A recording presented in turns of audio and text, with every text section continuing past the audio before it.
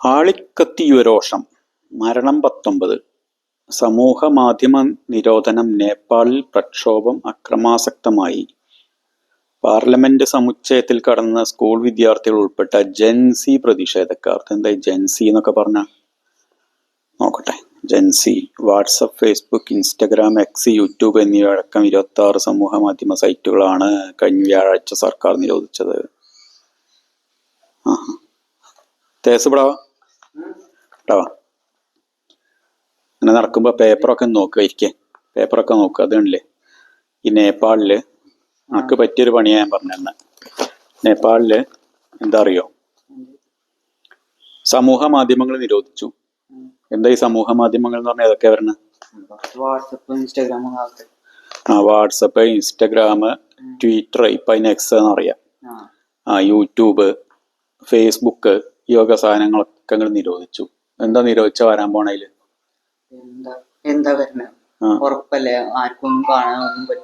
ഒന്നും കാണാൻ. അപ്പൊ ഈ നമ്മൾ സോഷ്യൽ മീഡിയ എന്ന് പറഞ്ഞു കഴിഞ്ഞാൽ പല കാര്യങ്ങൾക്ക് ഉപയോഗിക്കാം.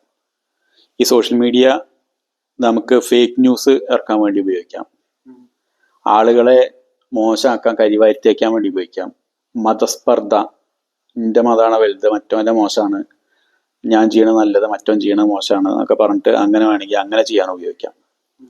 അപ്പൊ ഏതൊരു സാധനത്തിനും നല്ല വശവും ചീത്ത വശമുണ്ട്. ഇപ്പൊ വെറുതെ ഇങ്ങനെ ഒരു പണിയില്ലാണ്ട് റീല് നോക്കിയിരിക്കണ നേരത്ത് നമ്മൾ എന്തെങ്കിലുമൊക്കെ പഠിക്കാനുള്ള കാര്യങ്ങൾ ചെയ്തു കഴിഞ്ഞാൽ, മനസ്സിലാവുണ്ടോ? അതാണ് ചെയ്യേണ്ടത് സോഷ്യൽ മീഡിയ ഉപയോഗിച്ചിട്ട്. ഇപ്പൊ നേപ്പാളിൽ എന്താന്ന് വെച്ച് കഴിഞ്ഞാൽ, ലഭ്യമായ വാർത്ത അനുസരിച്ചിട്ട് അവിടെ ഈ ഫേക്ക് ന്യൂസ് ഇറക്കുന്നതിനും അതിനൊക്കെ എഗെയിൻസ്റ്റ് ആയിട്ട് മന്ത്രാലയത്തിൽ, അവരുടെ വാർത്താവിനിമയ മന്ത്രാലയത്തിലെ എല്ലാ സൈറ്റുകളും രജിസ്റ്റർ ചെയ്യണം എന്ന് പറഞ്ഞു. ആര്? അവിടുത്തെ പ്രധാനമന്ത്രി. അപ്പോ അത് ചെയ്യാം. അയാളുടെ പേര് ഇതാ ഇവിടെ എഴുതിയിട്ടുണ്ട്. അയാളെ എനിക്ക് സത്യമായിട്ട് അറിയില്ല. പ്രധാനമന്ത്രി KP ശർമ്മ ഒലി, ഇതല്ലേ ഇയാളാണത്. എന്താ ചുരുക്കണ് അയാളുടെ പേരാടോ? സമൂഹ മാധ്യമങ്ങൾക്ക് സർക്കാർ എതിരല്ല. നേപ്പാളിൽ ബിസിനസ് ചെയ്ത് പണമുണ്ടാക്കുകയും നിയമം പാലിക്കാതിരിക്കുകയും ചെയ്യുന്നത് അംഗീകരിക്കാനാവില്ല എന്നാണ് പറഞ്ഞത്. അപ്പോ സാധാരണ ജനങ്ങൾ എന്ത് ചെയ്തു എന്ന് വെച്ച് കഴിഞ്ഞാല് അതിനെതിരായിട്ട് സമരം ചെയ്തു, കംപ്ലീറ്റ് പ്രതിഷേധം നടത്തി. അതില് എല്ലാ സോഷ്യൽ മീഡിയ മാധ്യമങ്ങളും സോഷ്യൽ മീഡിയയും കംപ്ലീറ്റ് അവര് ഗവൺമെന്റ് ബ്ലോക്ക് ചെയ്തു ഒരു ദിവസം. അതില് ഉണ്ടായ കലാപത്തിൽ 19 പേര് മരിച്ചു.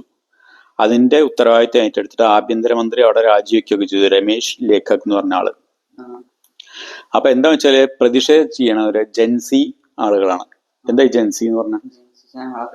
നിങ്ങളൊക്കെ എന്നല്ല, എനിക്കറിയില്ല ജെൻസി ജെൻബി എന്ന് പറഞ്ഞ എന്താന്ന് എനിക്കറിയില്ല. ജെൻസി എന്ന് പറഞ്ഞു കഴിഞ്ഞാൽ ജെൻ ഇസെഡ് കാറ്റഗറിയിൽ വരുന്ന ആള്.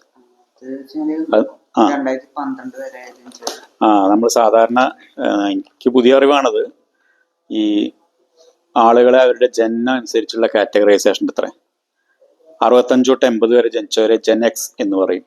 ഞാനൊക്കെ ജെൻ എക്സ് ആണ്. 80 തൊട്ട് 97 വരെ ജനിച്ചവരെ ജെൻ വൈ എന്ന് പറയും. 97 തൊട്ടിട്ട് 2012 വരെ ജനിച്ചവരാണ് ജെൻ സി അല്ലെങ്കിൽ ജെൻ ഇസെഡ് എന്ന് പറയാം. അതിനുശേഷം ജനിച്ചവരാണ് ജെൻ ആൽഫ എന്ന് പറയാം. അപ്പോൾ ഇപ്പോഴത്തെ ചെറുപ്പക്കാരൊക്കെ 30 വയസ്സിൽ താഴെയുള്ളവരൊക്കെ ജെൻസിയിൽ പെട്ടവരാണ്.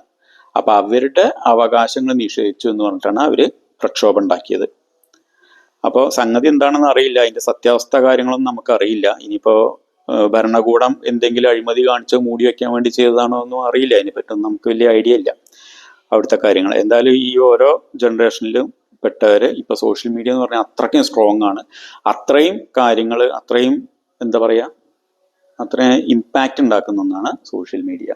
അപ്പോൾ അത് നല്ലതിന് വേണ്ടി യൂസ് ചെയ്യുക, അത് അറിവ് നേടാൻ വേണ്ടി യൂസ് ചെയ്യുക, എന്റർടൈൻമെന്റിന് വേണ്ടി യൂസ് ചെയ്യാം ഒരു പരിധി വരെ. മോശം കാര്യങ്ങൾ പ്രചരിപ്പിക്കാതിരിക്കുക.